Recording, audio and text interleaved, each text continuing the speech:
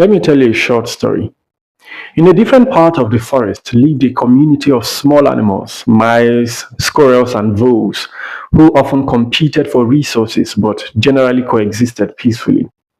One day, a wily fox arrived, intent on hunting them.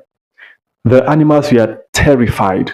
The fox began setting up elaborate traps around the forest edges, catching several voles and mice. The older, wiser animals, particularly a cautious squirrel named Sam, warned the others. We must work together to dismantle these traps. If we don't stop him now, none of us will be safe. But a small, arrogant mouse named Monty argued. He's only catching the voles and the slower mice near the ground. As long as we stay in the trees and watch out for ourselves, it's not our problem. It's their responsibility to be more careful. The other animals, selfishly relieved that they were not the immediate victims, agreed with Monty.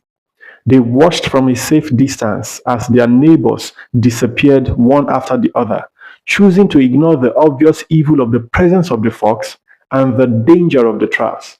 They pretended not to see the suffering, convincing themselves it was a localized issue. The fox, emboldened by their apathy, grew more cunning.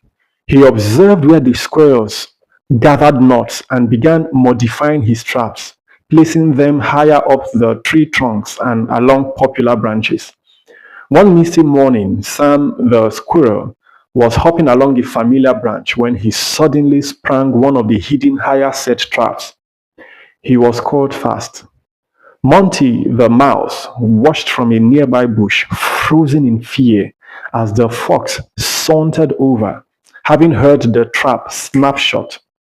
Monty realized too late that by ignoring the plight of the voles yesterday, he had allowed the fox to hone his skills and expand his reach. The evil they had chosen to ignore had returned to haunt them all. End of story. This story is not about foxes, mice, squirrels, or voles.